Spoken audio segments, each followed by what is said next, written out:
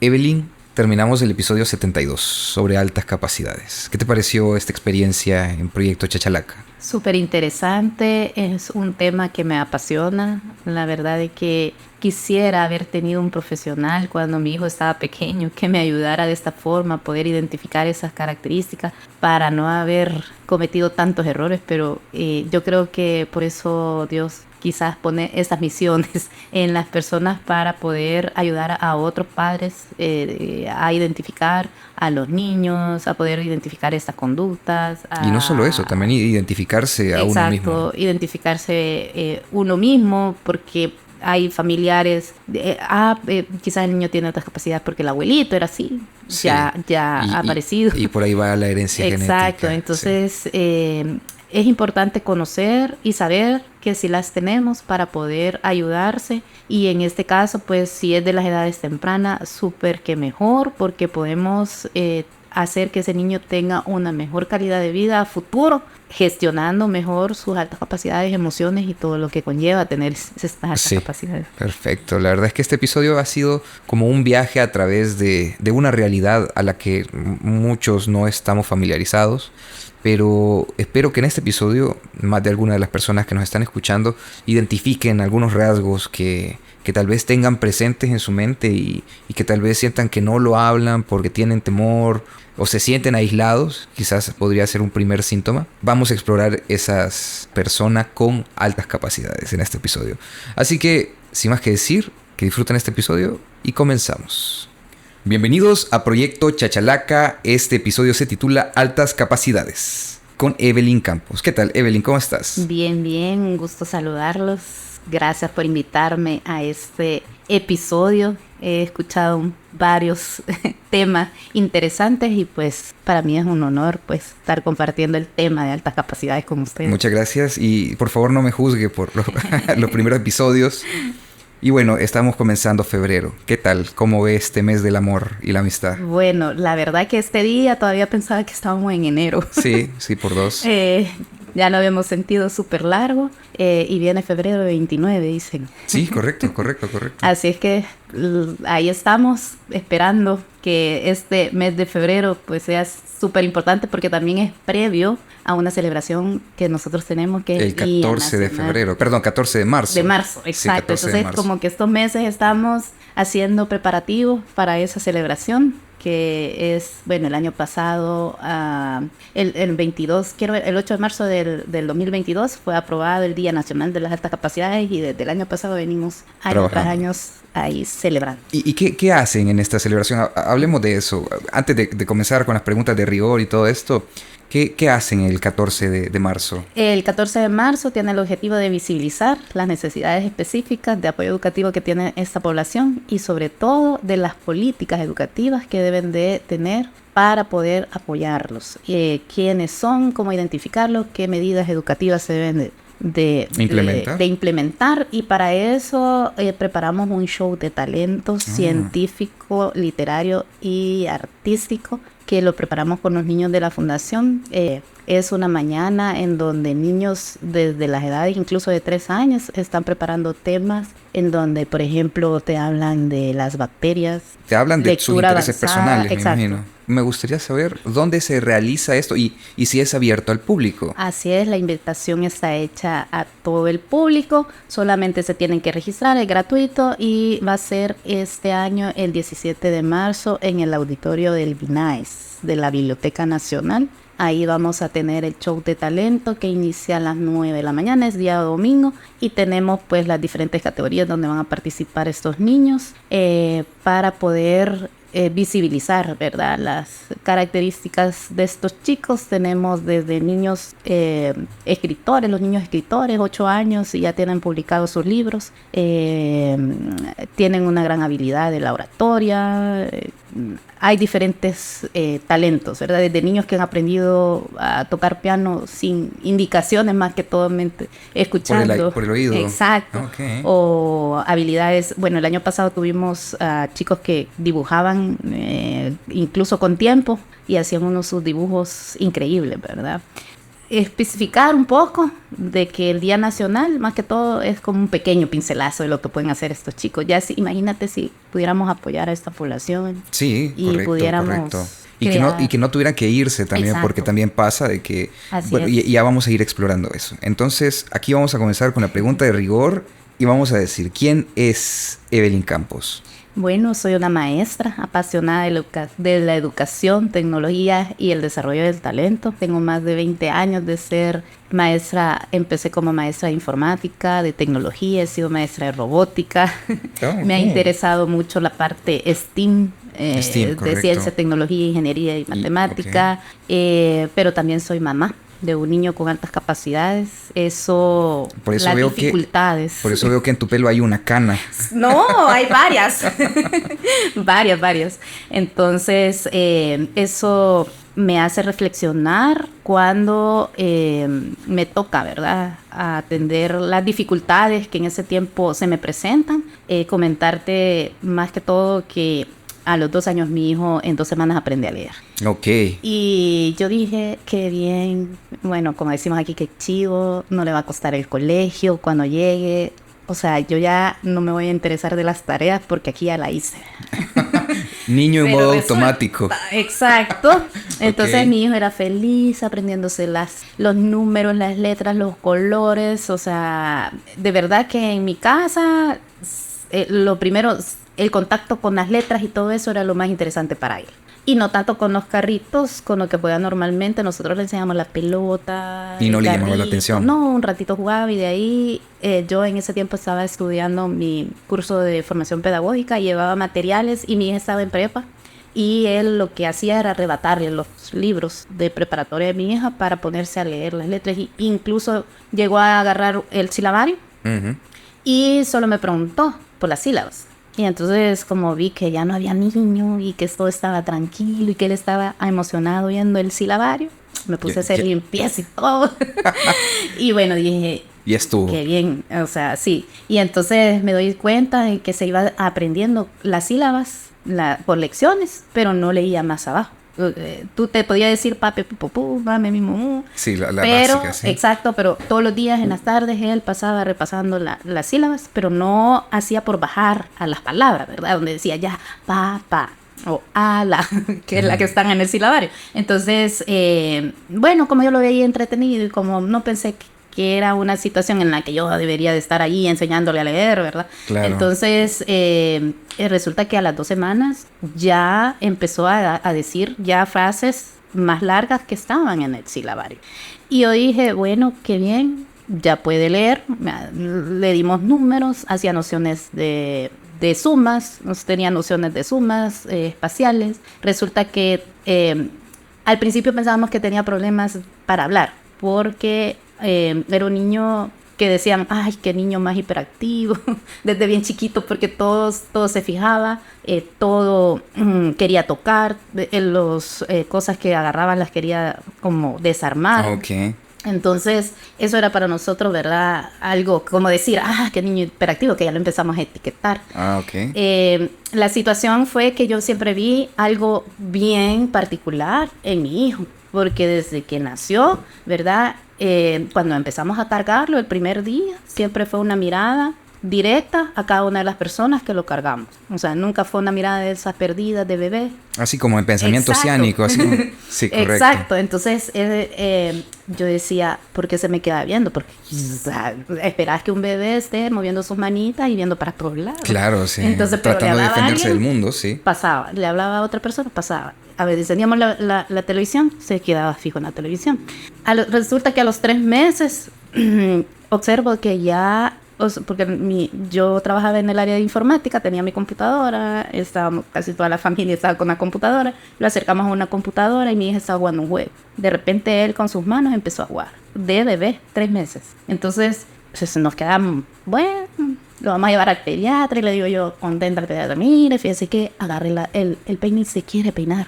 Y ya juega, y se me quedó viendo el pediatra. Me dice, ningún niño hace eso a esa edad.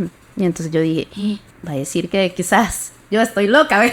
Ajá. ¿Y qué nos está pasando? Y entonces empecé a tomarle fotos. Okay. De hecho, tengo algunas fotos. Evidencias En donde después le voy enseñando al pediatra y me dice, sí, no se hacen ese tipo de cosas, ¿verdad? Pero también habían varios diagnósticos. Okay. Como al principio, que su cabeza era más grande de lo normal y siempre tuvo esa curva pediátrica fuera de lo normal en cuanto a su cabecita. Y había un diagnóstico de hidrocefalia, pero después lo descartaron y solo era un falso alarma, ¿verdad? Porque siempre fue bien grande, más grande de lo normal.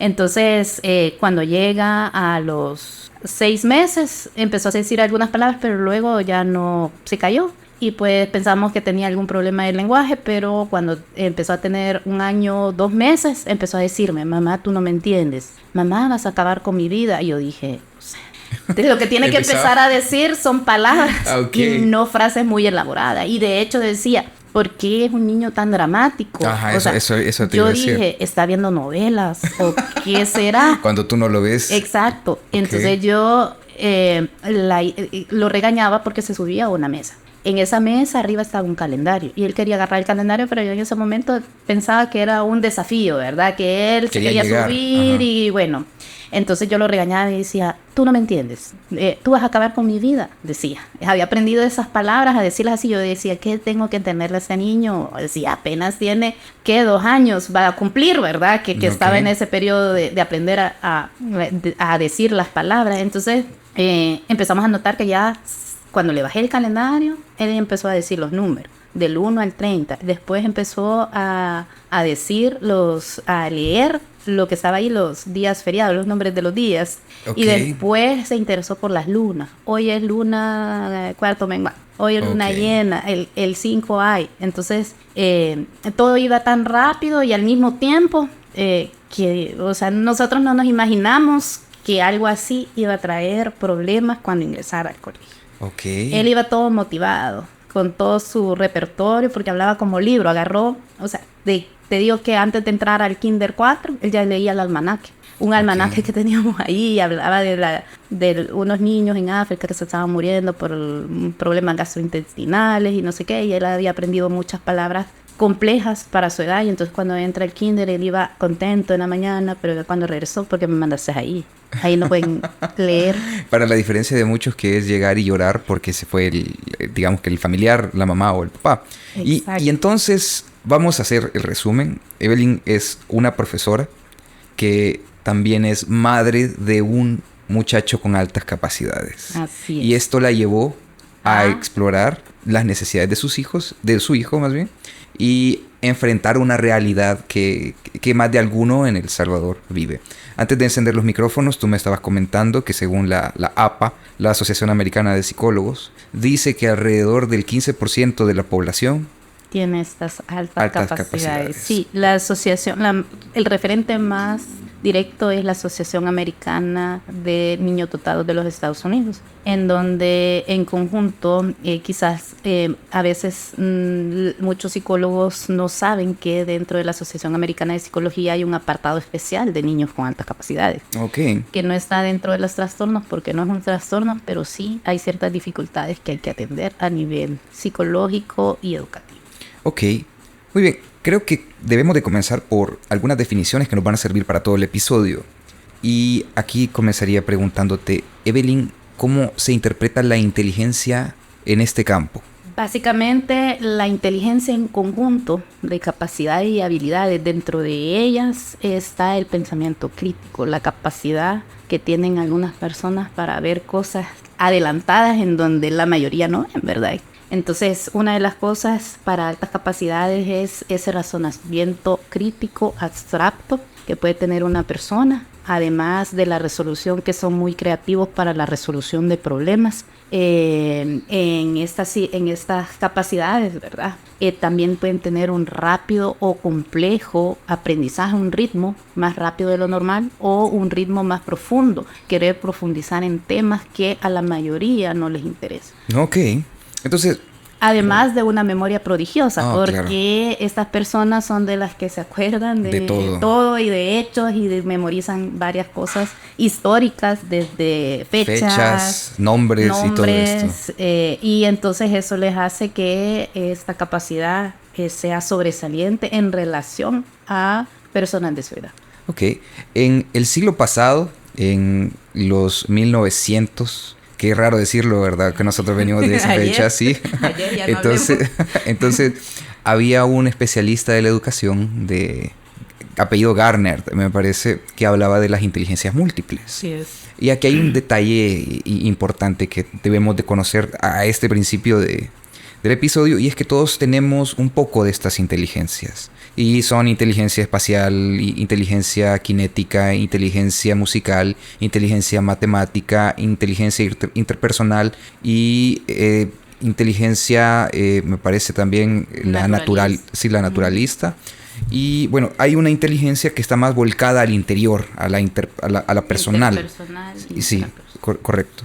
Entonces todos tenemos un poco de esto. Quiero que comprendamos que la inteligencia es así como una característica inherente a todo ser vivo. Exacto. Que todos tenemos un nivel diferente de inteligencia, digamos que entre otras especies, pero que al final tiene cierto grado de magnitud y socialmente se tiende a comparar para poder identificar, digamos que a una persona en un rango de inteligencia. Y aquí viene la siguiente pregunta. ¿Se utiliza el coeficiente intelectual para hacer, digamos que esta distinción, verdad?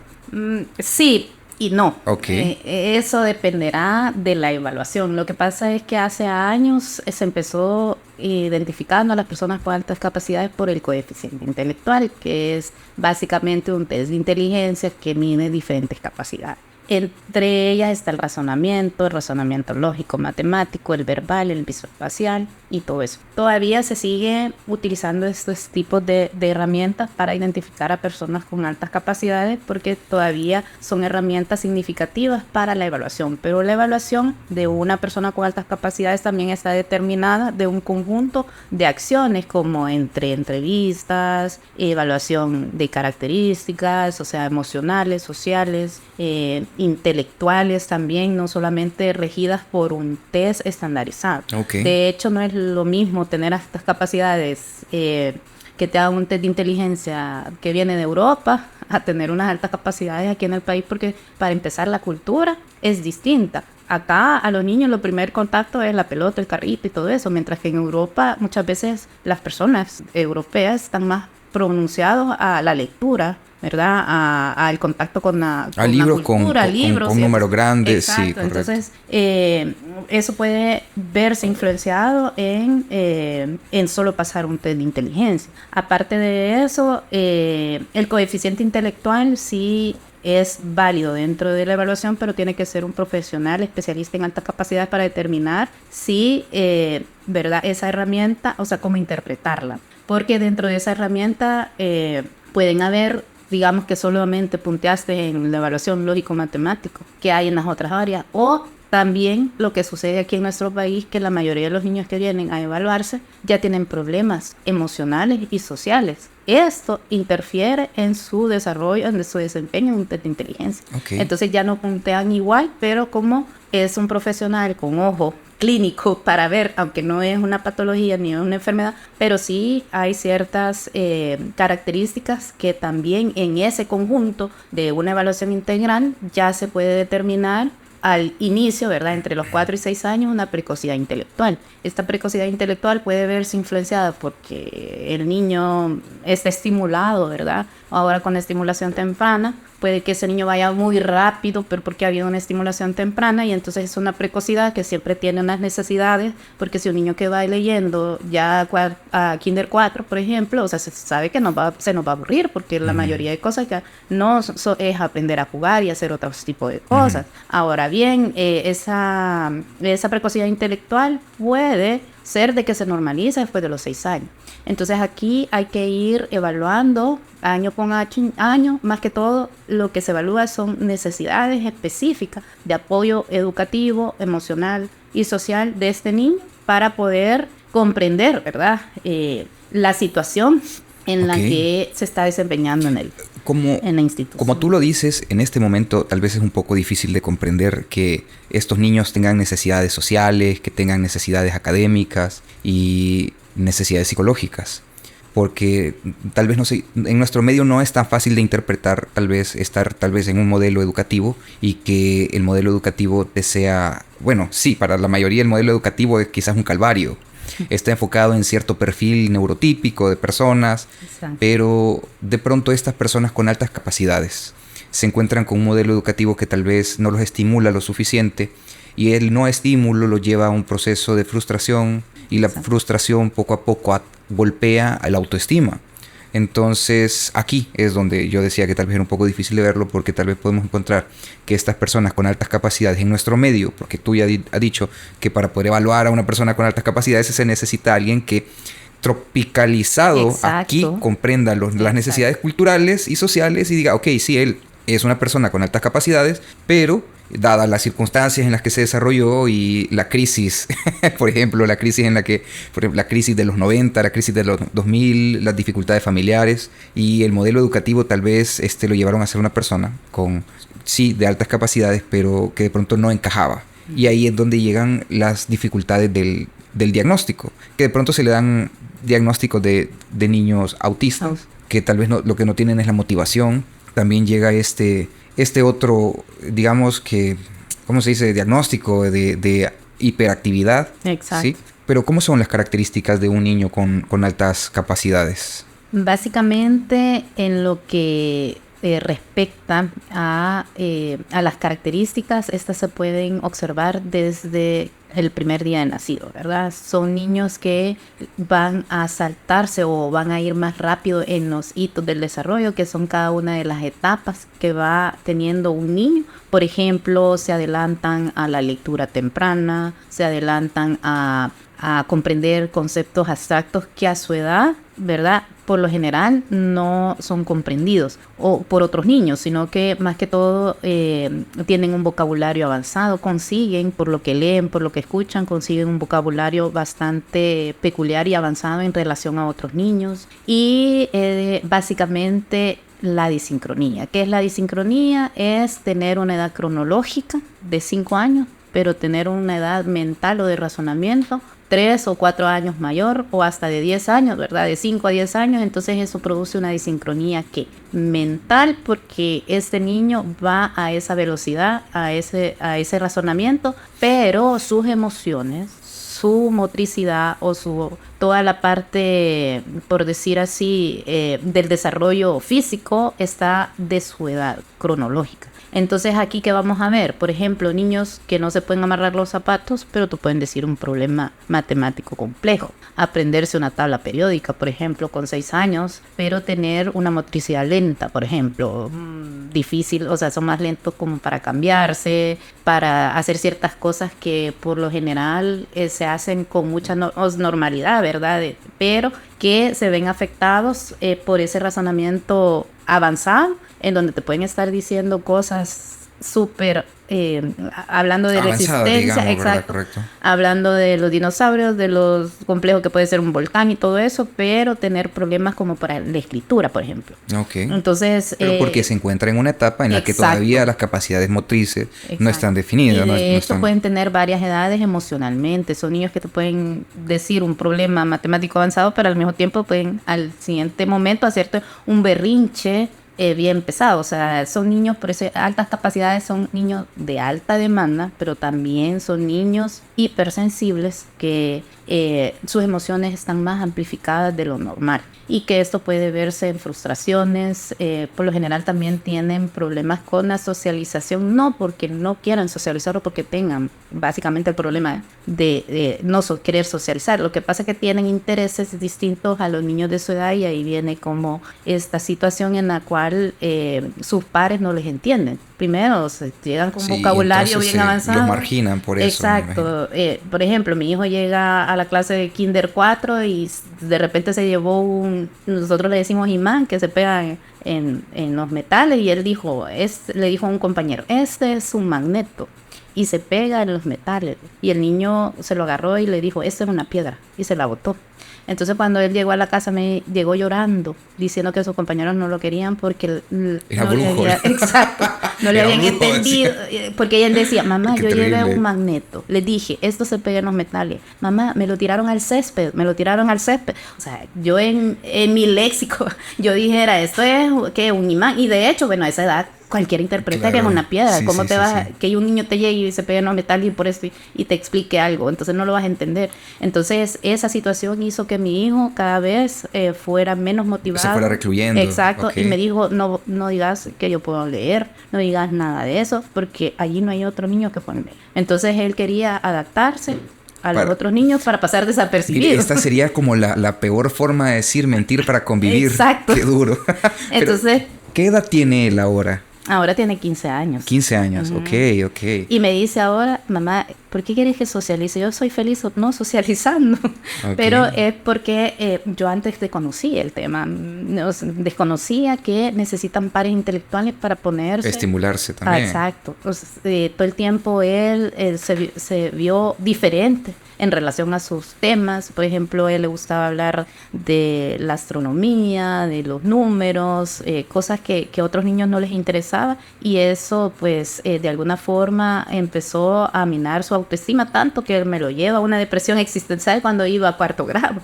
Claro. Y tiene lógica, porque lo veníamos diciendo, la frustración hace llegar a una baja autoestima, y la baja autoestima puede desembocar en una depresión. Estos niños otra de las características es que tienden a estar con personas mayores o más grandes, o siempre son los que andan detrás de los profesores preguntándoles cosas. Sí. Y que con sus pares como que, ay, ¿de qué van a hablar? De lo mismo de siempre, de fútbol, de no sé qué. Y entonces yo quiero hablar de temas importantes, ¿verdad? La política, la filosofía, otros temas. Entonces no es como que me encanta estar con mis compañeros, porque siempre te van a hablar de cosas que en su momento están pasando, pero que al interés del niño con altas capacidades, que ya te quiere hablar de ¿cómo se llama? De la guerra mundial y cómo hemos parado con la política o cómo hemos venido con los problemas ambientales. Entonces es bien difícil. Es difícil, sin duda. Con respecto a la población, niños y niñas, ¿son iguales? ¿Son proporciones diferentes?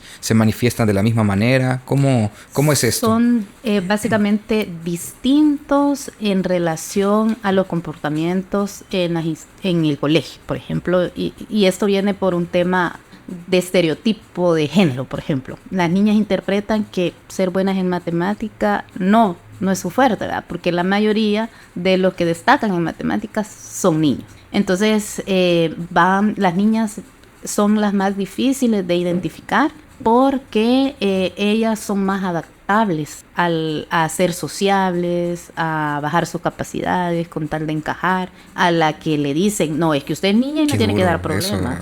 Eso, qué duro eso realmente. Sí, entonces las niñas se van adecuando y se van, igual las referentes mujeres, ¿verdad? Para destacar no son muchas. Incluso a veces ni se mencionan. Entonces, por ejemplo, en los colegios todavía existe ese sesgo que son los niños los que van mejor en matemáticas, y que son los niños los que pueden jugar con bloques, que estimula la inteligencia, ¿verdad? O sea, ver a una niña jugando con bloques y construyendo algo puede ser que no sea aceptado porque tiene que jugar con muñequitas, y todo eso lo van viendo. El rol de la mamá en la familia, ¿verdad? Es que dedicarse a la familia, aunque ellas quieran destacar en ciencias, por ejemplo, en matemáticas, es bien distinto. Las niñas más que todo se van acoplando y como que pasan más desapercibidas que los niños. En cambio el niño, o sea, no me gusta esto y lo dice, ¿verdad? Él, como es el niño, puede comportarse casi como él quiera. Entonces, cuando viene esta alta dotación, si no encaja, ahí empiezan los problemas conductuales de no querer ir al colegio, ser muy retador, porque una de las cosas y una de las bases de la alta capacidad es que son niños con un pensamiento crítico más desarrollado que otros niños. Entonces, por lo siempre general, cuestionan todo. Estos niños cuestionan de tal grado que llegan a cuestionar la autoridad de los padres. De pronto, ¿por qué me quieres cortar el pelo? Exacto, eso me hace más, eso me hace más inteligente, ¿no?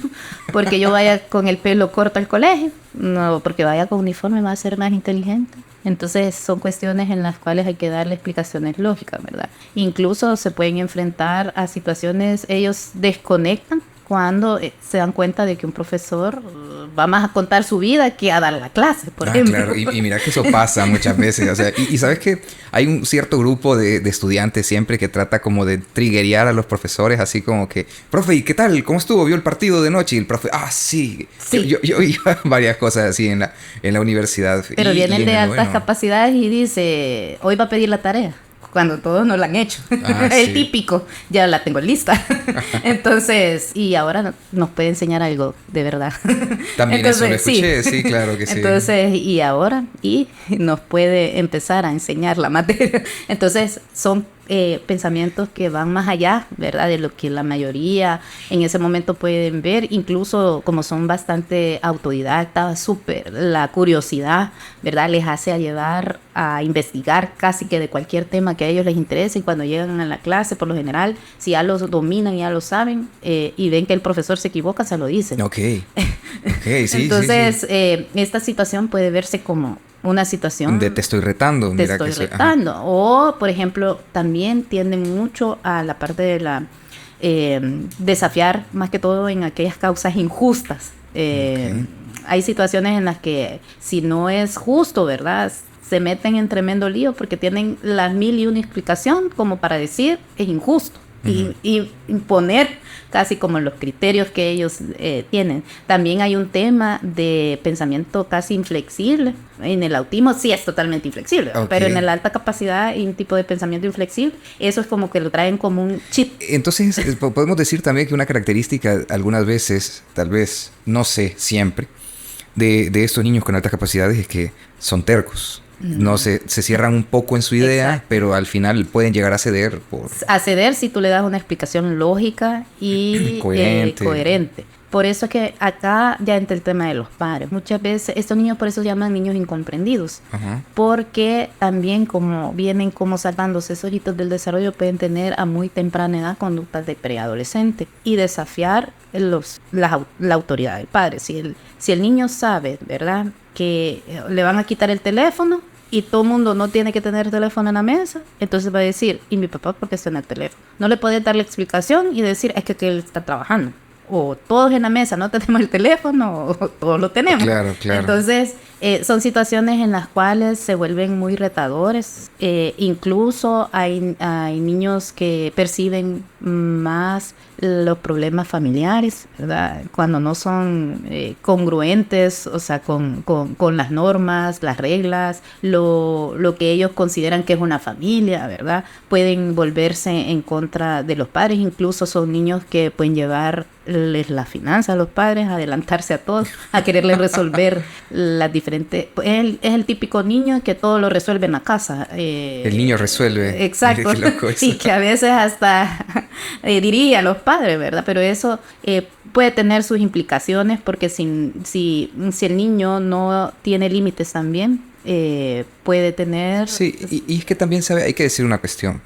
Que los niños con altas capacidades no son niños mágicos. Exacto. La inteligencia, y hay que tenerlo presente, por lo menos tiene 3 componentes, claro, que son la genética, el contexto, o sea, el entorno en el que se desarrolló, y los saberes previos. La exposición a conocimientos hace que nosotros podamos reflejar un conocimiento que obtuvimos en un área y reflejarlo en otro, y así digamos que solucionar problemas. Por eso de pronto a veces uno tiene una solución a un problema, pero porque ya ha vivido algo parecido y quedó en su memoria. Entonces, aquí quiero llegar con que no son niños mágicos, que ellos no necesariamente siempre van a tener la razón. Y yendo a través de una discusión, una lógica, a través de la experiencia que ustedes tienen, ellos aprenden también de esa manera. Entonces pasa que a veces, y yo he visto algunos casos de muchachos que son muy inteligentes y que piensan siempre tener la razón, pero tienen la razón de algo teórico que no han vivido. Exacto. Entonces, la rebeldía muchas veces viene por el lado de que, y esto me pasa mucho con mis estudiantes en la universidad, de que ellos se ponen rebeldes, pero también, y vienen rebeldes, pero porque nunca les han dado chance de expresar algunas ideas que tienen, de expresar sus malestares, porque yo creo que muchas veces nosotros conocemos muchas personas de altas capacidades en nuestro entorno, pero, y es algo de lo que vamos a hablar más adelante, de qué efectos tiene la sociedad en la que nosotros vivimos aquí en El Salvador, en el ombligo de Latinoamérica, a las personas que tienen altas capacidades. Ahora bien, cuando no se les da esta oportunidad de poder expresarse, de poder hablar, de poder decir esto me molesta, del modelo de educación en el que yo estoy, esto es lo que me molesta, entonces, claro, que se vuelven enemigos del modelo de educación. Y en su mente tienen la razón. Yo les digo los hackers del sistema educativo. Es correcto. Y tienen razón muchas veces, porque nosotros estamos enfocados, esto es lo que quiero que me entregues. Y el docente, ¿qué es lo que va a evaluar? Lo que vos entregaste. Pero eso, y ahí es donde hay que preguntarse como docente, ¿estoy evaluando un documento o estoy evaluando un estudiante? ¿En función de qué tengo que estar calificando? ¿En función de qué tengo que evaluar? Y ahí la respuesta es clara. Muchos se pierden creyendo que los conocimientos, pero no lo hacen.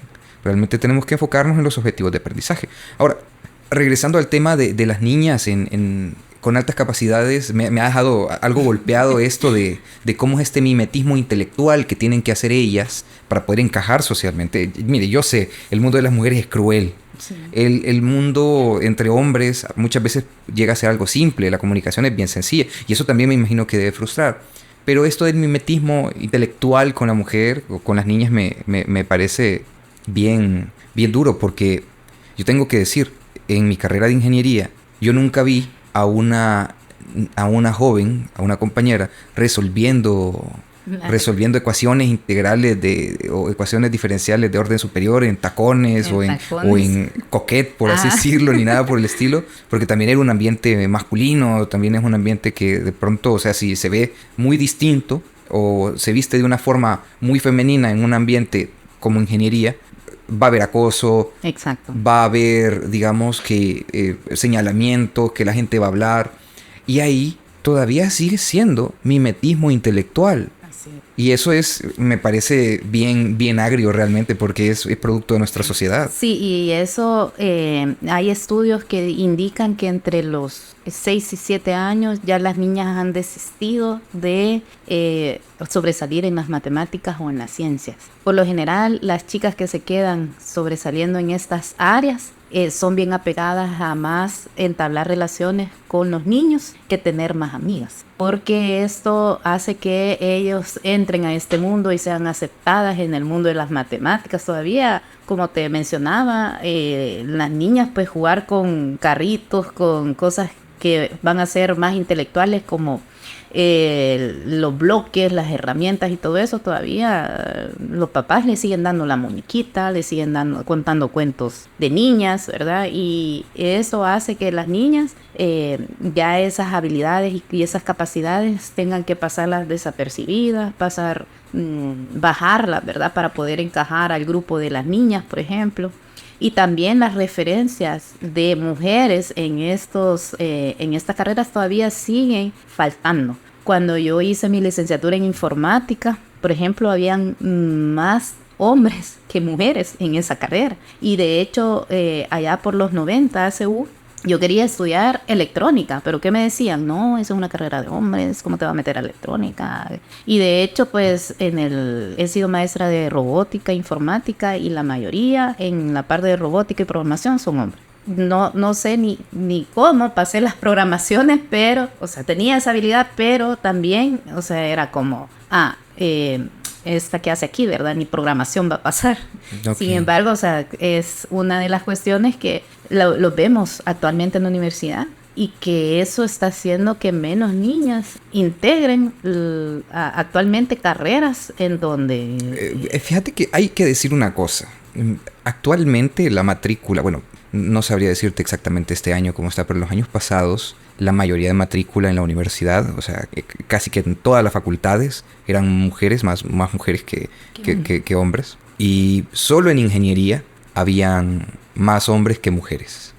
En arquitectura me parece que ya había 50 y 50%, pero ingeniería eléctrica, por ejemplo, que de donde yo me gradué, ahí éramos 510 mujeres y 490 vatos ahí, todos llenos de hormonas y emocionados por la vida, ¿verdad? Entonces, sí, pienso yo que las cosas van cambiando poco a poco, y tal vez estas ideas de que las áreas técnicas solo son para hombres, pero también es como cruzar ciertos espacios, digamos, de forma disruptiva, porque al final cuando una mujer cruza por estos espacios va dejando un sendero ¿sí? Un recorrido. Siempre los más difíciles o los senderos más difíciles los abren los primeros, las primeras. Así es. Entonces, mira que hoy ya creo que la matrícula de mujeres en ingeniería eléctrica es mucho mayor, el doble, creo que son 20 ahora. Exacto. Sí. Y esto que, bueno, se ha hecho tantas campañas, ¿verdad? Ahora con el internet tenemos mujeres más informadas con respecto a este tipo de situaciones, pero el ambiente dentro de esas carreras, por ejemplo, como es todavía los profesores, si vienen incluso de la escuela pasada, ¿verdad? De Beneque, sí. Entonces todavía a estas personas, o aquí como viene una mujer mayuca, como decís, le vamos a poner los ejercicios más difíciles porque no va a pasar. Entonces siempre hay como ese pensamiento. Sí, es que creo que son cosas que tienen que ir cambiando en la educación realmente, porque sin darnos cuenta, el profesor, el maestro, el docente, el catedrático, ese profesional de la educación, afecta sin darse cuenta a estas personas que, bueno, no solo a estas personas, a todos. De alguna u otra manera la educación, nosotros, y ya lo hemos discutido en otros episodios, no la ponemos en duda, pero muchas veces coarta nuestras capacidades para poder desarrollarnos plenamente. La educación no está enfocada en nuestra felicidad, ni en nuestras necesidades, ni en resolver nuestros problemas. Está enfocada en producir mano de obra para la sociedad civil y pues de ahí nada más. O sea, todo lo demás tú te lo tienes que procurar como inquietud personal en algo mal llamado tiempo libre, que como tal es tu tiempo personal. Exacto. Y bueno, me gustaría también preguntarte, digamos que más de alguna persona que está escuchando el podcast tiene un hijo con altas capacidades.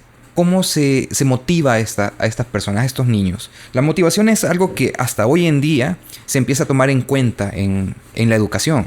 Y a estos niños o a estos jóvenes, e incluso a estos adultos, la motivación es algo fundamental. Porque sin la motivación para estudiar o desarrollar alguna cosa, llegan a esos espacios de frustración, depresión, baja autoestima. ¿Cómo se estimula? ¿Cómo se hace eso? Sí, en estos niños lo primero que se ve afectado, como tú dices, es la motivación, porque se da cuenta muy rápidamente que el sistema o que la materia que iba a cursar o la situación, ¿verdad? No es como él la creía que se le iba a dar. Y también, básicamente por la motivación aprendemos. Si tú vienes sacando dieces con mucha facilidad, por lo general estos niños a veces ni estudian y se sacan buenas notas en los primeros años. Pero ¿qué pasa? Que tu motivación se viene hacia abajo porque no hay un reto adecuado para vos decir, de verdad aquí estoy aprendiendo algo. O sea, si estoy sacando buenas notas es porque yo ya topé. O sea, ya no me pueden poner más de 10 y porque ya básicamente me lo puedo. Pero el reto educativo no es el adecuado para poderte hacer hábitos de estudio saludables. Porque ¿qué pasa con las personas de alto rendimiento y que tú ves que todos los días sacan buenas notas? Tú los vas a ver días, semanas antes, viniendo con hábitos de estudio para enfrentarse a ese examen que van a tener. Por lo general, el niño con altas capacidades dice, voy a estudiar y nunca estudia. Y cuando se va al examen, saca buena nota. Entonces, porque tiene, precisamente por esa memoria prodigiosa que tiene, puede recordar ciertas situaciones. El problema es que de venir así, empieza a minar la motivación, es decir, no, es que lo mismo me enseñan, a mí mismo me dijo, mamá, en primero, en segundo y en tercero, todas las veces vemos el árbol genealógico. Yo ya me lo puedo hacer. Entonces, hasta me invento familiares. Exacto. Entonces, el problema es que me dice, mira, primero, segundo y tercero es lo mismo, decía. Entonces, ¿y por qué vamos al colegio? ¿Por qué no mejor aprendemos con Google y no vamos al colegio? Me dijo una vez.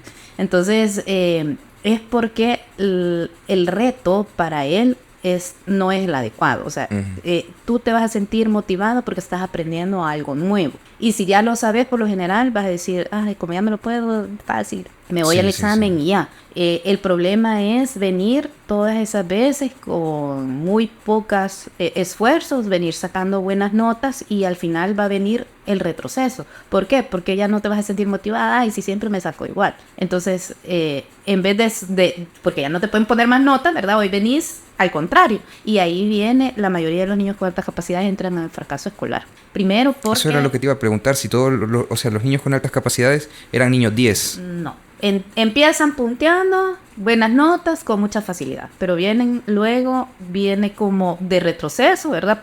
Precisamente por esa motivación. Los temas que hay, ay no, otra vez el mismo tema, tantas repeticiones, el niño con altas capacidades con una o incluso ya, o sea, con solo el tema ya más o menos tiene la noción de lo que van a ver y entonces ya ellos desconectan. Ah, no, hoy van a repetir otra vez y le van a dar vuelta porque como todos los demás no han entendido y yo ya entendía, entonces no me pongo a platicar o me duermo en la clase. Así como están volviendo a decir exacto, lo mismo. Entonces y de ahí te vas y empezás a ver el árbol de afuera y ves que el pajarito, bueno, y cómo se hacen las ramas y de repente cómo se hacen las nubes y bueno, entonces te desconectas de la clase y de repente ya viene el examen y ya en vez de sacarte 10 ya vas por 9, por 7, por 6, hasta que hay un fracaso escolar rotundo porque la educación está, todo el currículum está diseñado para el niño con capacidades promedio, que significa que el número de repeticiones, el número de temas y las metodologías son adecuadas para el niño promedio porque necesita más repeticiones que el niño con altas capacidades. Ok, ahora me entra una curiosidad con respecto a esto. Ya sabemos entonces que muchas veces el niño con altas capacidades tiene malas notas, puede suceder. De hecho, la mayoría casi que no llega, eso más ocurre en bachillerato, en tercer ciclo. Puede ser que como ha venido arrastrando diferentes situaciones, incomprensión, siempre sacándose los exámenes con mucha facilidad, no se ha hecho hábitos de estudio, entonces vienen otros que vienen con unos hábitos de estudio saludables y vienen esforzándose y saben que tienen que estudiar porque no es que aprendan con esa facilidad, entonces estos les sobrepasan. Uh-huh. Y viene una adolescencia en donde ellos despiertan y dicen, no era tan inteligente como yo creía, ¿verdad? Ahora empiezo a sacar malas notas porque hoy tengo un reto mayor, pero como no me dice esos hábitos de estudio, ahora vengo de fracaso. O incluso, fíjate, aquella cuestión de... yo porque he tenido el chance de poder hablar con algunas personas y de pronto se comparan. Así como, yo sé que no soy tonto y yo sé que sé lo que me están enseñando, pero no puedo... O sea, no puedo expresarlo, no puedo ponerlo en el papel, no. Y a la hora del examen también juega un papel esto de la autoestima. Porque muchas veces el nervio, el miedo a fracasar, después de haber venido fracasando. Una de las cosas es el perfeccionismo. Estos niños son bien perfeccionistas. Y muchas veces por hacer bien y como ellos quisieran las cosas, entonces muchas veces les entra ese miedo. Mejor no lo hago porque no lo voy a hacer tan perfecto como yo quiero hacer. Y porque también pueden haber muchos temas, ¿verdad?, relacionados, como tienen una forma distinta de aprender, mientras los demás vienen aprendiendo desde lo más sencillo a lo más complejo. Estos niños por lo general van de lo más complejo y a veces les cuesta lo más sencillo. Lo más sencillo. Entonces tienen la capacidad de aprender cosas abstractas y complejas y lo más sencillo por lo general, y es lo que te evalúa el colegio. Entonces acá es es diferente cómo se aprenden a estos niños. Para empezar, a estos niños tenés que enseñarles técnicas para ordenar su cerebro, porque la función ejecutiva es como un aeropuerto donde está la torre de control, llegan aviones y tú tienes una capacidad promedio de estar ordenando esos aviones. Pero ¿qué pasa con el de alta capacidad? Que le llegan más aviones de lo normal. Su cerebro tiene esa capacidad de ir a 1000 por hora ordenando esos aviones, despachándolos y todo eso, pero también llega un momento en el cual el niño puede que esa cantidad de aviones de información que le llegan, no solamente por lo que lee, sino que por todos los sentidos. Entonces es necesario enseñarle estrategias para poder afrontar esa situación. Aquí tenemos niños que por lo general no llevan nada en el cuaderno.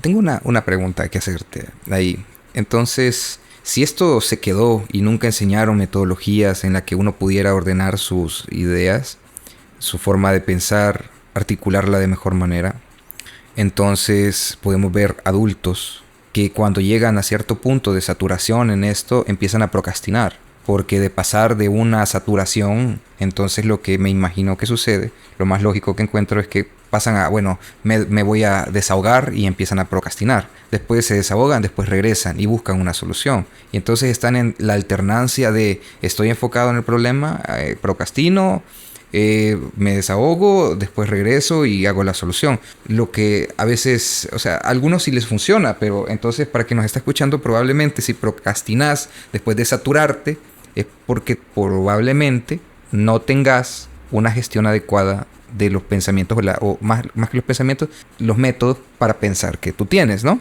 Así sería. Exacto.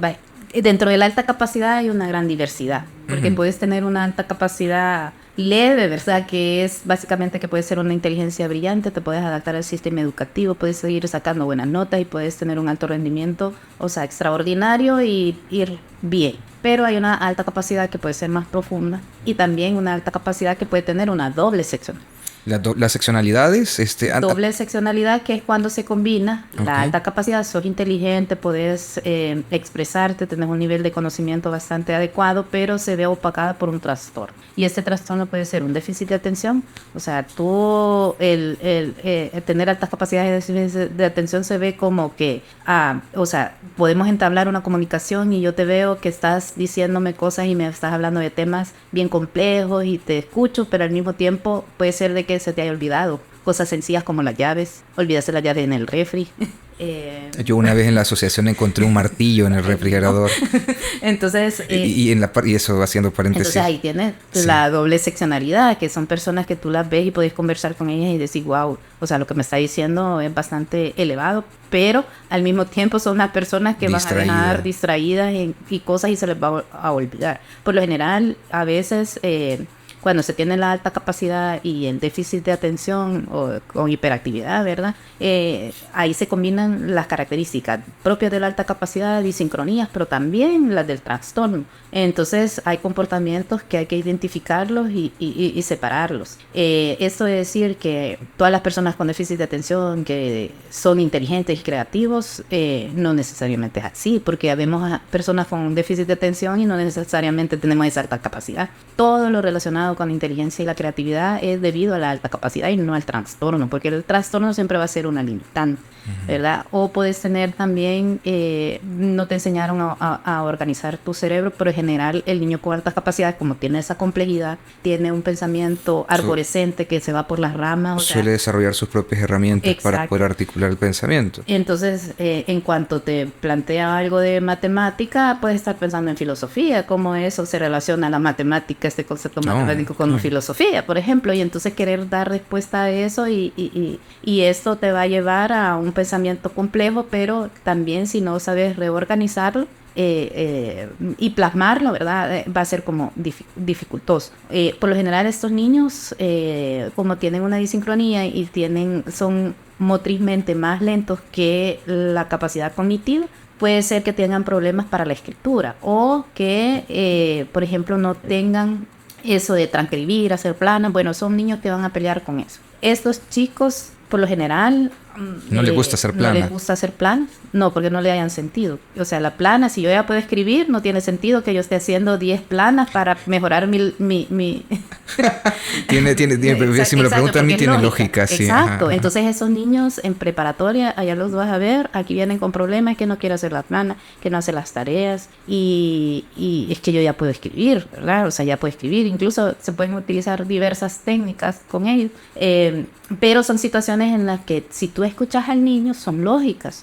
Hacer las planas no te hace más inteligente ni vas a mejorar la letra cuando ya tú puedes escribir y tienes tu letra bonita, ¿verdad? Solo por cumplir con un número de planas, no, eso no te beneficia. Y aparte de eso, que su cerebro está en otra cosa, yendo un pensamiento más avanzado, pensando en la muerte, pensando en los fines, los principios, incluso hasta en la Biblia, porque en la Biblia no aparecen los dinosaurios, o sea, teorías que en su cerebro están pasando. Tiene lógica eso, ¿Sí? O sea, entonces, pero el maestro no, porque como aquí el problema de nuestro sistema educativo es que el 60% te lo asignan porque hiciste el margen bonito, porque coloreaste bonito la flor, porque hiciste lo que el maestro... Porque coloreaste dentro de la flor. Exacto, porque calcaste básicamente en la clase que estaba en la pizarra, porque compartiste con tu compañero. O sea, mira, qué interesante eso, fíjate, porque de pronto la apreciación del entorno, por ejemplo, puede llevar a un niño, por ejemplo, un niño expuesto a Pollock de pequeño, y de pronto colorear, no, o sea, va a querer probablemente no colorear internamente dentro de los márgenes. Así Y eso ya es. lo pone así como no tiene capacidad para eso. Exacto. Mira qué complicado es este Sí, tema. de hecho, a mí me pasó, bueno, en la materia de sociales, mi hijo iba, recuerdo, a tercer grado. Yo llegaba y me mandaban a llamar. Mire, no va a pasar sociales. ¿Por qué? Le decía. Porque como no tiene nada en el cuaderno Y y está no así. le hemos podido revisar y ponerle el 30% del cuaderno y como el 30% ya lo perdió. Ok, sí. Y como las tareas el otro 30% son el 60%, entonces ya no Sí. va a pasar. ¿Y cómo van las notas? ¿Cuánto se Y sacó en el además de eso, examen? está sindicalizando a sus compañeros en Ajá, clase, sí, así. exacto. Entonces, no, en los exámenes saca buena nota, saca 10, 9. Entonces, ha o no ha aprendido. Pues, Y era te lo que sacó buena comentaban, nota ¿verdad? Que en no el están examen, enfocados exacto. exactamente. Sacó buena nota. Si tú le preguntas, él conoce y ya te puede describir y hacer todo. Pero el problema era que él, o sea, mamá, si ya lo tengo aquí, yo ya lo sé, pero tenés que escribirlo. Bueno, ¿y por qué lo voy a transcribir? O sea, el problema es que desconectan a estos niños porque su razonamiento va, ya lo interpretó y su mano es más lenta y estar esforzando su mano que es más lenta, ¿verdad? Puede provocar cierta frustración en el niño y eso acabar con la motivación. Ok, podemos ver también que de pronto, y aquí me gustaría preguntártelo, la mala escritura o la mala habilidad para escribir es, digamos, puede ser como una especie de indicador de que, o sea, de pronto tiene buena conversación, habla bien y todo eso, puede ser una persona con... Una motricidad más lenta y un cerebro más rápido. Ajá, pero digamos que llega adulto, ¿verdad? Entonces escribe feo, como dicen, pateado, pero habla bien, comprende bien los temas y todo esto. Podría ser una persona con altas capacidades. Y aquí me gustaría preguntar, ¿es un indicativo o una manifestación de altas capacidades? ¿O está relacionada a altas capacidades y a una transversalidad de, por ejemplo, una dislexia o un ciertos síntomas del espectro autista? No necesariamente tiene que estar ligado a la alta capacidad, porque aquí entra todas las personas neurodiversas pueden compartir ciertas características, ¿verdad? Por ejemplo, a mi hijo le querían diagnosticar también dislexia, pero lo que él hacía invertir las letras, pero para hacer códigos y hacer su propio lenguaje. Entonces tú veías la escritura en espejo, ¿verdad? Que es Sí, la escritura, claro. Pero él lo hacía a propósito, incluso decía nombres al revés y había agarrado eso de hacerlo todo al revés, pero luego le pasó y luego escribió normalmente. Ahora bien, con escritura pueden pasar muchas cosas, desde que desde pequeño nadie te orientó para agarrar bien el lápiz y de eso te tenés una mala posición y ya la escritura la haces como, ¿verdad? Y creciste con esa situación, eras zurdo y te amarraron las manos y por eso tuviste que decidir hacerlo con la historia mucho. Exacto. Okay. O puede ser de que, ¿cómo se llama? También sucede de que, por ejemplo, a mi hijo empezaron en preparatoria que querían que lo hiciera de carta, pero todo lo que él había aprendido y como los libros, todo era de molde. Entonces, a él su preferencia para escribir era la de molde. Entonces, cuando vino la de carta y obligarlo a hacer la de carta, él no quería. Tanto de que después la hacía como manchón. Entonces, ¿qué pasa? Que de ahí, como lo forzamos a que hiciera la de carta, ya la de escritura era como, ay, no, mire, qué feo hace la letra, hay que tiene que hacer planas otra vez. Pero tú lo ponías en la de molde y lo hacía todo bien. O sea, son cuestiones que en los sistemas educativos también te frustran, te desmotivan, porque también los niños tienen ciertas preferencias. Me decía, mamá, si aquí dice papá de carta y aquí dice papá de molde, ¿por qué no puedo hacer de molde? ¿Cuál es la diferencia? Entonces, sí, o sea, no te van a dar un examen escrito y va a estar en letra de esta carta, ¿no? Y ahora que se usa la computadora y todo eso, entonces esa situación... Estamos viendo la muerte de la letra de carta en estos días, de hecho. Entonces ellos se anticipan a cosas también y ven que no afecta, ¿verdad? En cierta forma el que ellos tengan una preferencia. Incluso las preferencias de aprendizaje son bien características. Nosotros hacemos unas pruebas pedagógicas en donde vemos intereses y preferencias de aprendizaje. Por lo general estos niños salen punteando en que sus preferencias son autodidactas, seguir su propio ritmo, desafíos, competencias. O sea, son tipos de aprendizaje, o sea, son tipos de estrategias que los maestros pueden utilizar con estos estudiantes, pero que en general no se utilizan y ellos quedan, ¿verdad? Ok. Vamos a ver, Evelyn, ¿sabes qué me gustaría hacer? Porque también es importante distinguir qué son altas capacidades de otras cosas. Vamos a ver, ya me comentabas tú que no necesariamente una persona con altas capacidades va a ser el 10 del salón y probablemente no lo vaya a ser. Ya dijimos que el modelo educativo está enfocado en un cierto neurotípico que va a sacar 10 a través del esfuerzo, pero también el sistema educativo no está enfocado en motivar a los estudiantes de diferente forma, sino que en producir. Ahora, ¿cómo distinguimos las altas capacidades, por ejemplo, de este concepto de superdotado? Vaya, en altas capacidades, como te digo, hay una diversidad y aquí vienen los niveles.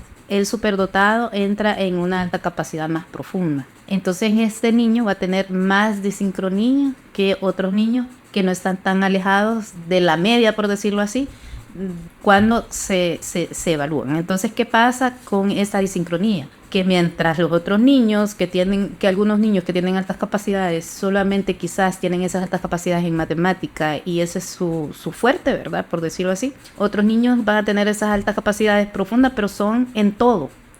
Tanto en lo lógico matemático, entonces en varias áreas pueden sobresalir. Ahora bien, eso puede tener implicaciones distintas en los niños superdotados. El niño superdotado, además de tener esa disincronía, también el pensamiento crítico es más complejo, la hipersensibilidad es más compleja, porque estos niños son por lo general bien apegados a las reglas o son niños que se van a sentir desorientados, por ejemplo, en cuestiones de problemas ambientales. Por lo general quieren resolver más situaciones, ya sea de índole político, resolver situaciones del medio ambiente, se ven enfocados en situaciones más complejas que otras personas no quieren. Por ejemplo, el medio ambiente, no a nadie le da igual si botas la basura a veces o no la botas en donde corresponden. Ahí están todos los basureros, ¿verdad? Ordenados, aquí van latas, aquí van cartón, aquí va...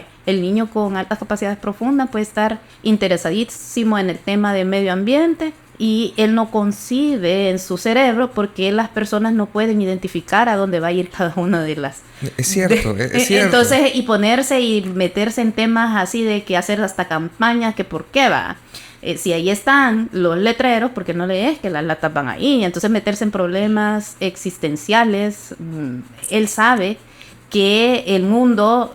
Sí. Te voy a poner un ejemplo para que entendamos esto. Mi hijo un día en segundo grado, todos estaban aplaudiendo y la maestra estaba hablando de la NASA, que iban a mandar cohetes a no sé qué planeta y que la luna y que no sé qué, y que estaban contentos. Pero nuestro planeta... Y él se levantó, se enojó tanto y dijo, aquí todos los niños tienen que morir y todas las personas tienen que morir. Si no hemos cuidado este planeta, mucho menos vamos a ir a cuidar a otro. Entonces, ¿qué tiene que pasar? Que la humanidad debe desaparecer para que nazca otra y que pueda cuidar el planeta. Dijo, además, no se alegren si eso es basura espacial, ¿a quién creen que le va a caer? Pero, o sea, intenso, ¿ah? Y entonces cuando sí, llegué dramático. yo... Exacto, drama. Y entonces cuando llegué yo me tenía la maestra... Uy, mire, su niño, ¿verdad? Quiere acabar con toda la humanidad. Dios guarde, ¿verdad?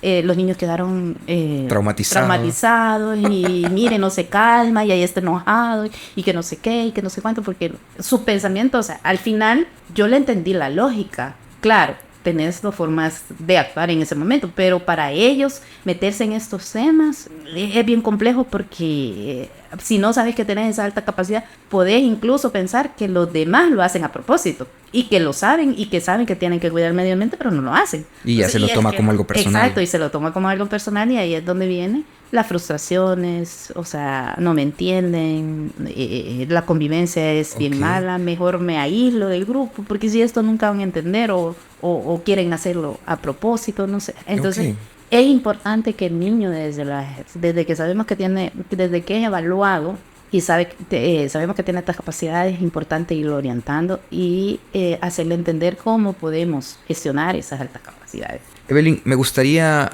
que hiciéramos un ejercicio. Yo entiendo que debe de existir como un perfil de este joven o este adulto, sería la palabra, con altas capacidades, que desde pequeño se desarrolló plenamente en un ambiente adecuado, que tuvo todas las herramientas, todo el apoyo psicológico, que de pronto era un país donde habían leyes que sí apoyaban, que de pronto tenía capacidades estaba en primer grado, pero tenía capacidad de estar en tercero y de pronto sí había forma legal de poder hacer ese cambio que en nuestro país todavía está pendiente. Entonces llega adulto.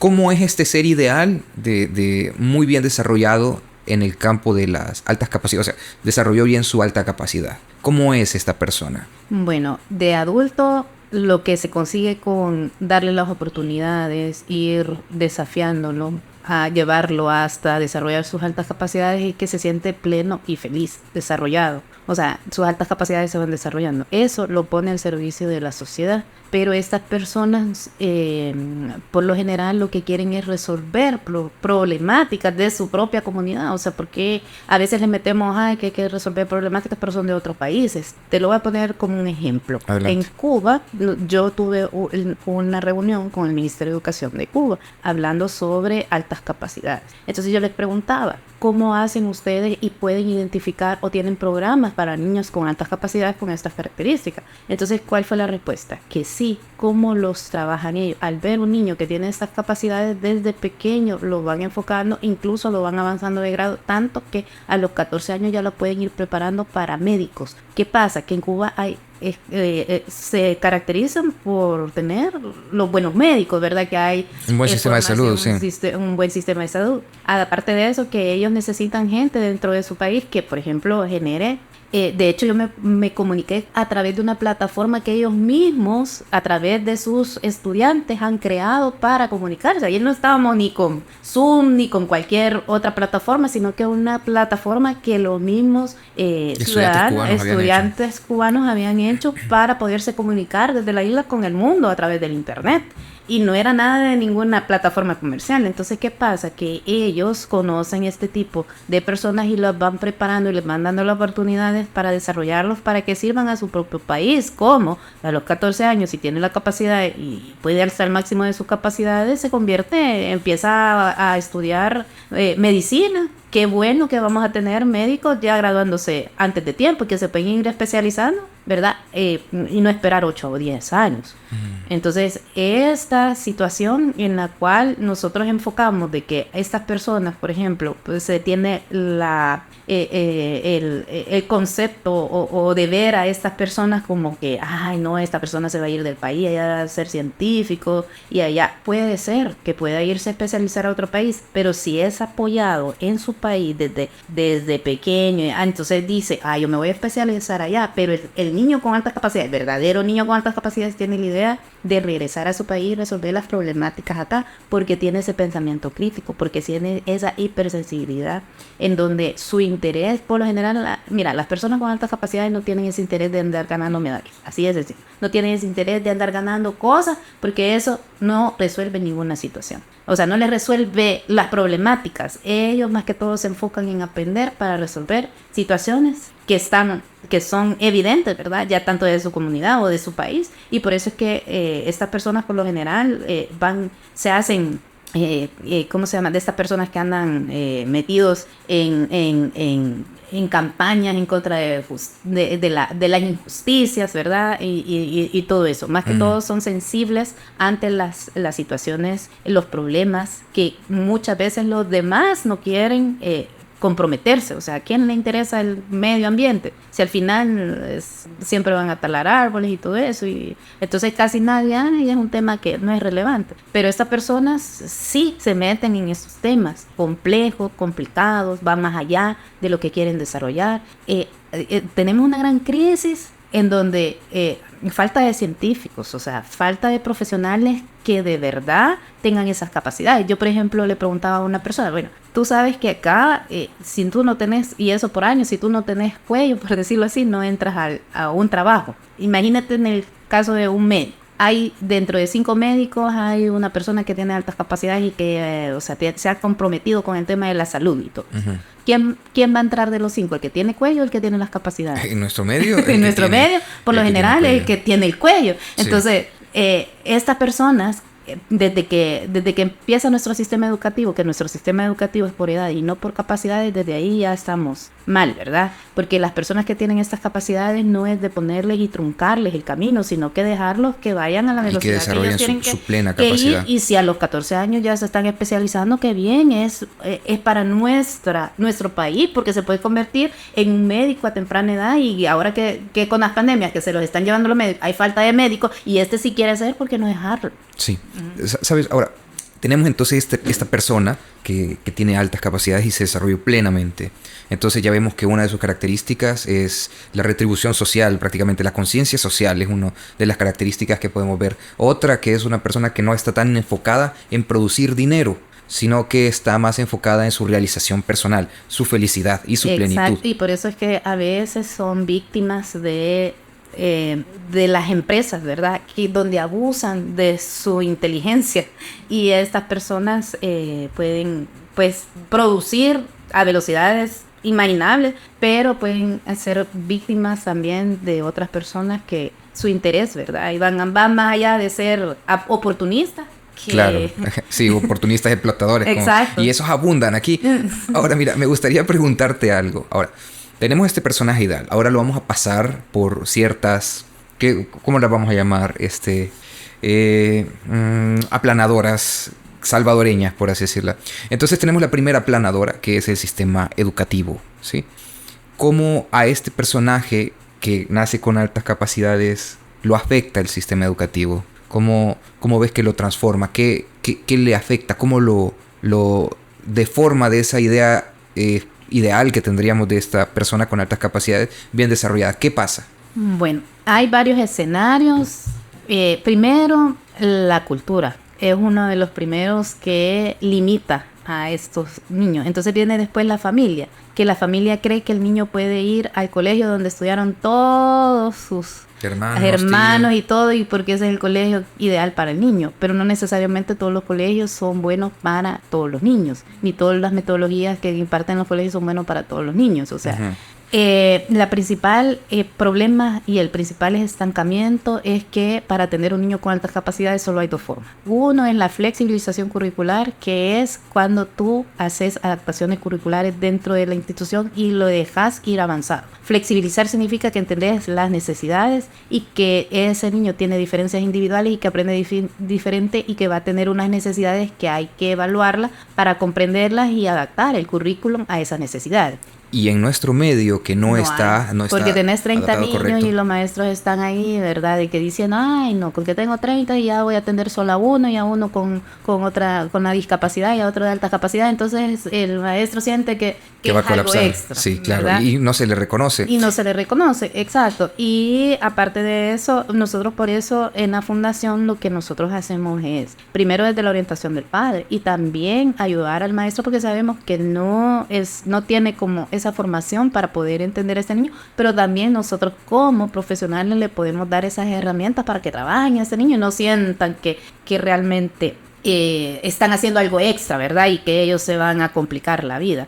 La otra es, para tener un niño con altas capacidades, la otra es la aceleración. La aceleración es el avance de grado para un niño que necesita ese avance de grado porque reúne las condiciones para avanzar al máximo de su capacidad. Hay niños que pueden hacer en 6 meses, terminar y iniciar el primer grado, en 6 meses ya quieren más, entonces ya pueden darles contenidos de segundo y todo eso, pero tal y como está nuestro sistema educativo, todavía no se atiende de esa manera. Entonces lo más económico que puede hacer un país es irlos acelerando de grado. Claro, por medio de una evaluación psicológica y pedagógica que asegure que ese niño tiene necesidades. Porque antes lo que hacía, ya puedes leer, te pasamos. Pero, ¿quién lo evaluó? ¿Tiene esas necesidades? Ahí viene de regreso porque emocionalmente no encajó. Exacto. Entonces, me dicen a veces, no, es que mire que los niños tienen que ir con los niños de su edad. O sea, la socialización tiene que socializar con los niños de su edad. O sea, ¿quién dice que tienen que socializar directamente con los niños? Si tiene otro vocabulario, ¿verdad? Y que la tendencia es irse con más grande, entonces el niño puede encajar en ese otro grado. Entonces, es importante entender que se debe de evaluar y entender la necesidad que tiene ese niño para irlo acelerando y ver Puerto Rico, el Instituto para Dotados de Puerto Rico, es el instituto que más manda estudiantes de Puerto Rico acelerados. Entre los 14 ya los están aceptando en las universidades de Estados Unidos. ¿Y les ha pasado algo? No, o sea, Estados Unidos sabe que esos recursos es, ¿verdad?, para sus universidades y ahí los van metiendo. Sí, claro. Entonces, ¿qué pasa? Que esta gente que es apoyada en estos países retornan a sus países y ¿qué? Llevan ideas. Exacto. Yo he entrevistado a salvadoreños que son muy eminentes, millonarios en Estados Unidos, que son de altas capacidades, que me han dicho que ellos eran problemas acá, que los colegios acá lo querían medicar, ¿verdad? Había uno que dibujaba y pasaba dibujando y lo que hacía parte de carros y todo eso. Ahora que es el mayor exportador de carros de lujo en Europa, pero aquí era niño problema porque pasaba dibujando. Entonces eso marca a una persona y dice, o sea, retornar, ¿para qué? A El Salvador. Si tengo una mala experiencia, ¿verdad? Entonces, por eso nosotros, el objetivo de la fundación es visibilizar a esta población como un grupo que tiene necesidades específicas, no solamente a nivel escolar, sino que también el reconocimiento y la promoción de esas altas capacidades para tener estas políticas educativas que se necesitan en el sentido de poder liberar el potencial de estos niños y que lleguen, si nuestra misma fines educativos dice que hasta el máximo de sus capacidades, pero ¿qué pasó? Que este año tuvimos por ejemplo, ya hemos tenido denuncias, tenemos dentro de la fundación a Paolita, por ejemplo, le vamos a poner nombre. Paola cursa a los 5 años prepa porque las maestras hicimos una evaluación y las maestras vieron que la niña ya podía leer, era difícil mantenerla en Kinder 4 porque ya todo lo podía, ya iba acelerada. La pasan a prepa a los 5 años y la niña saca honores, ¿verdad?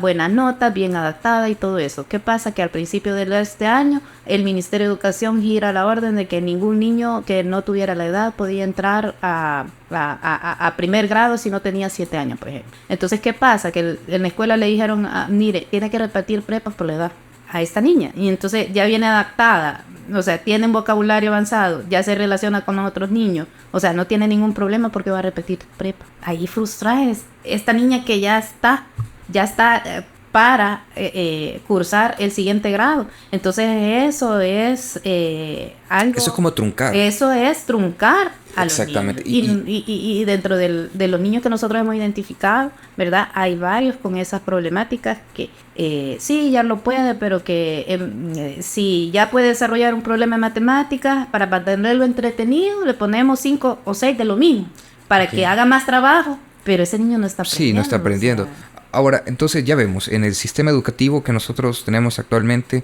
llegan los niños con altas capacidades y por no poder avanzar, no poder ir a un ritmo acelerado, a esta aceleración que ellos tienen que ir. Entonces esto produce, digamos, lo que ya veníamos hablando, ¿verdad? Frustración, de la frustración, a la autoestima. después de la los autoestima, etiquetas, así. que no se está quieto. Y incluso hasta la marginación. Medíquelo para que ya no aprenda. Sí, a mí me llegaron a ponele, decir y así sucede. Ahora, sale este joven del sistema educativo, se gradúa, hace lo que puede y sale adelante. Entonces tenemos la siguiente planadora que tenemos nosotros aquí en el país, que es el campo laboral, ¿sí? Entonces, ¿cómo es este personaje que ya viene con ciertas dificultades emocionales, de autoestima? ¿Cómo es cuando se enfrenta al mundo laboral? ¿Cómo se desempeña en tu experiencia en el campo de las altas capacidades? ¿Qué identificas en estas personas? Bueno, que ya han desarrollado... callo emocional. Exacto, el síndrome del impostor ya está bien arraigado, del cual se metió una actividad rutinaria pensando en que, ¿verdad? O sea, pueden haber diferentes situaciones, pero por lo general los adultos y que no han sido comprendidos y que vienen arrastrando toda esa situación pueden tener muchos problemas de ansiedad, desarrollar incluso enfermedades que les dan a muy temprana edad por tener ese tipo de baja autoestima, de estar todo el tiempo con pensamientos emocionales, más que todo que se hacen pensamientos de que no son tan buenos o que son raros o que ellos tienen algo que puede ser un trastorno o que tienen algo que no los hace, ¿verdad?, destacar, pero porque han venido arrastrando un montón de situaciones de incomprensión o porque incluso pueden llegar a tener miedo a sus mismos pensamientos, porque esos pensamientos estas personas ven cosas que la mayoría no ven, como lo que te explicaba, que a veces nosotros pensamos, va a ser erupción el volcán, ajá. Y entonces eso lleva a ansiedad, me imagino. Sí, incluso ya hemos identificado niños que a muy temprana edad pueden tener ansiedad o pueden desarrollar fobias hacia situaciones, por ejemplo, cuando se dan cuenta que los volcanes hacen erupción y que ahí puede haber personas que pueden morir, una gran cantidad de personas, entonces ellos se pueden volver muy ansiosos o pueden tener una fobia, ¿verdad?, a ese suceso. Incluso hay niños que desde muy pequeños se dan cuenta de lo grave que es la muerte, ¿verdad? Tú le puedes decir a un niño de 5 años, que se va a morir la abuelita, se va a ir para otro lado y que ya, pero el niño con altas capacidades llega a conclusiones verdaderamente bien duras, sí. A comprender que esa persona ya no va a existir. Entonces ahí viene como la fobia, y son niños que son bien apegados a los papás, que a veces que no quieren despegarse de ellos porque les va a pasar algo. Las pandemias pueden meterlos en situaciones emocionales bien profundas, incluso pues, o sea, pasar años en depresión porque, o sea, primero porque se dan cuenta que no conciben cómo, incluso puede ser que el mismo ser humano pueda estar interfiriendo en una situación como la pandemia, ¿verdad? Que por un error de un ser humano, pues tanta gente se esté muriendo, por ejemplo. O sea, se hacen razonamientos de los cuales la mayoría de las personas no llegan al grado de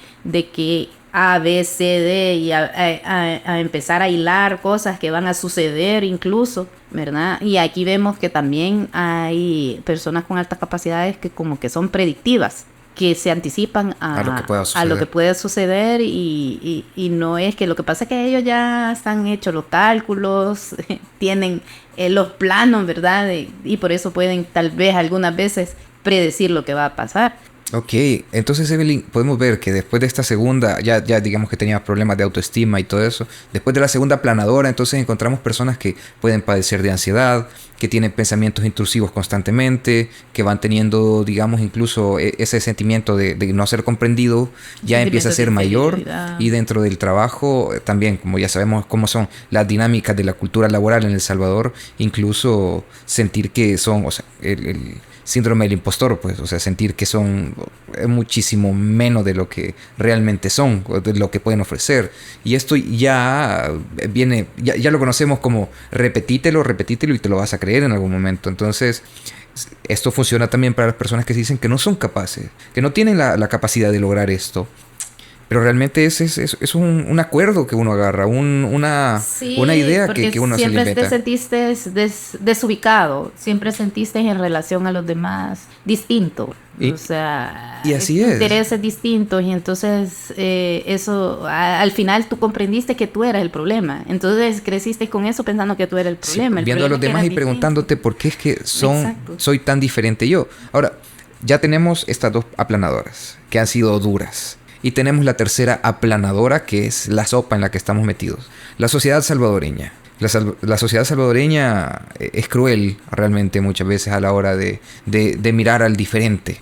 Entonces me gustaría preguntarte, ya tenemos a esta persona con ansiedad, ya tenemos a esta persona con problemas de autoestima, producto de toda una vida, toda una vida siendo evaluado de forma incorrecta y evaluándose él mismo de forma incorrecta. Entonces la sociedad salvadoreña, ¿qué le hace a este personaje? Una de las problemáticas que están asociadas a las altas capacidades y desde las edades tempranas es que son bien propensos al acoso escolar. Y luego ya en los trabajos igual sigue, ¿verdad? Básicamente esta extensión de lo que viene sucediendo en el colegio. ¿Por qué acoso escolar? Primero, todo lo que es diferente y no se comporta igual, y está un grupo donde todos estamos como en el mismo patrón y ya hay alguien que ya no se comporta igual.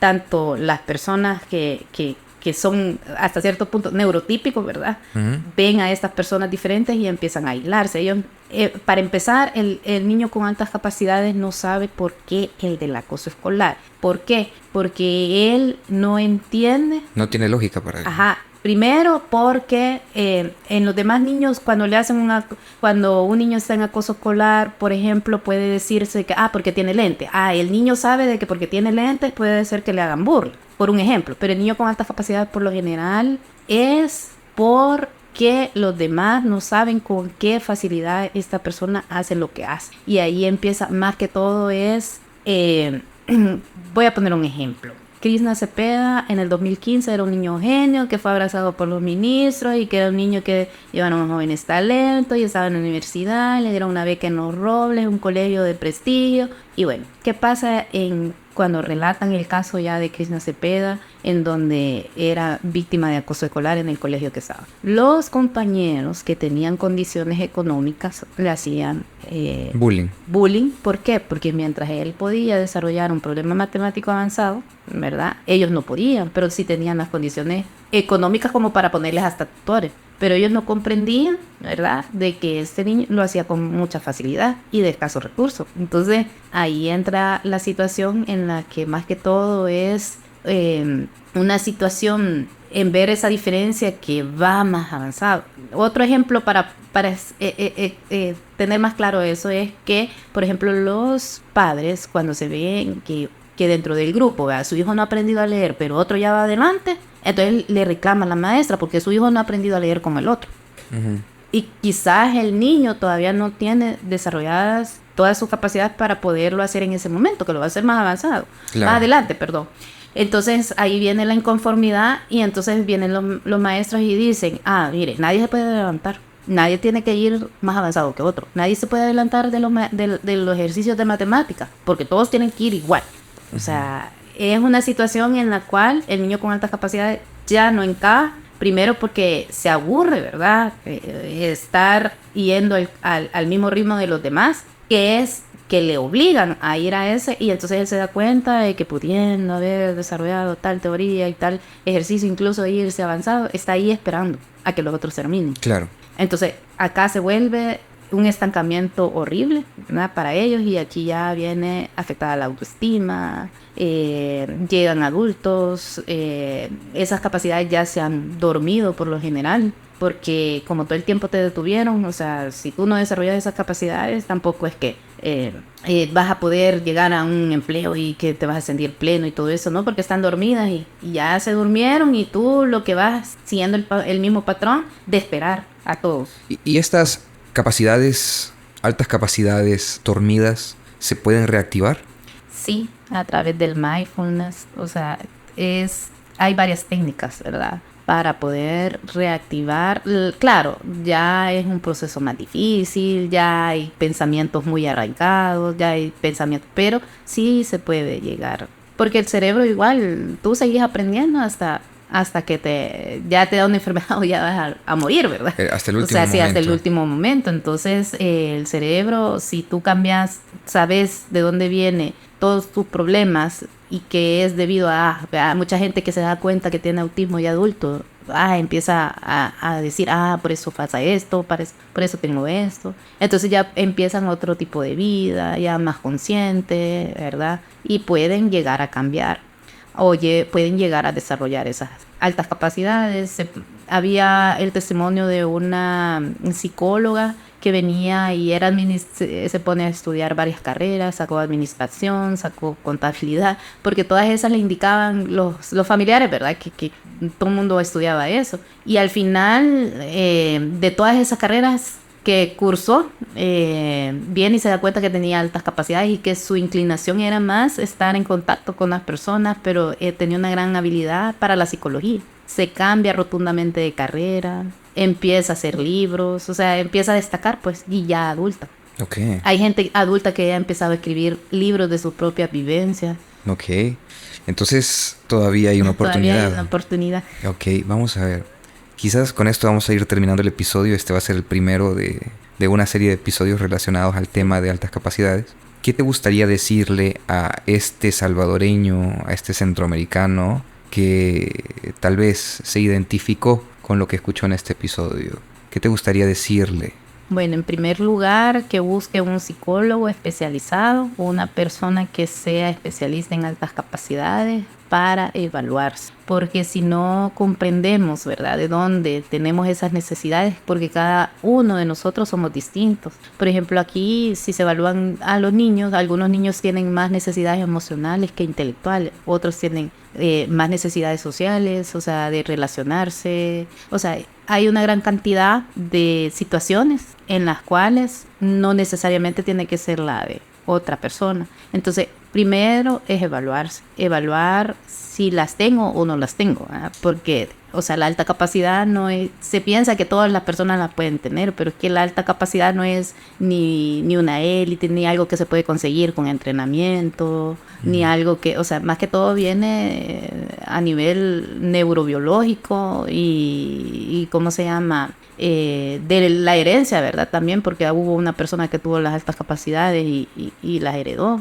Entonces, más que todo es una condición neurobiológica porque tiene un funcionamiento cerebral distinto. O sea, esto es porque hay una eficiencia neuronal, se llama, que se da en los cerebros de estas personas y ya hay estudios neurobiológicos que hacen referencia a una diferencia funcional del cerebro, ¿verdad? Entonces, por eso tiene estas capacidades de aprender rápidamente, de razonar, de ir más allá de lo que se espera que todas las personas vayan. Y entonces ahí, en ese punto, quizás tu Lo primero importante es buscarla. buscar porque la persona con altas capacidades entra dentro del conjunto de personas neurodiversas, o sea, en donde ya incluso pueden compartir ciertas características con otros trastornos, pero que no son parte del trastorno, sino que de la alta capacidad y necesitan desde las edades tempranas apoyo psicológico. Primero, porque puede llegar a desarrollar fobias.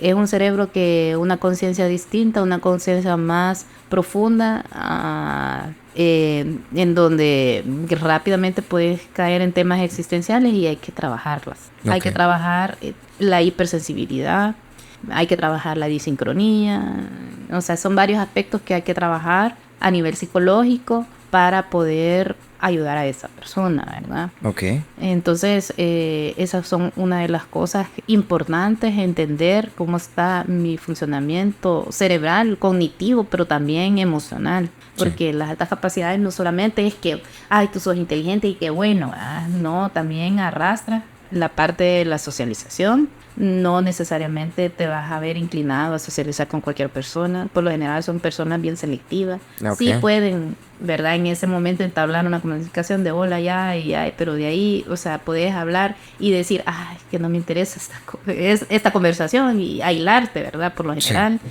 Entonces, y no es que no querrás socializar. Y también la hipersensibilidad emocional, que es una de las cosas que puede llevarte a tener una edad emocional y a veces que se ve, ¿verdad? Que estas personas pueden ser por un momento hasta muy infantiles o por un momento muy maduras, pero porque tienen esas disincronías. Y esas disincronías, pero también una capacidad para razonar bien elevada. Ok. Ok, bueno, entonces ahí está la primera herramienta es identificarse a través de un especialista. Exacto. Bueno, Evelyn, la verdad es que ha sido un primer episodio muy interesante. Yo creo que muchas personas se van a identificar con muchas cosas de las que tú dijiste. Y bueno, ojalá que más adelante podamos conocer a personas con altas capacidades y las podamos entrevistar en el episodio. Claro que sí. Bueno, y con eso terminamos el episodio número 72 de Proyecto Chachalaca. Nos escuchamos pronto.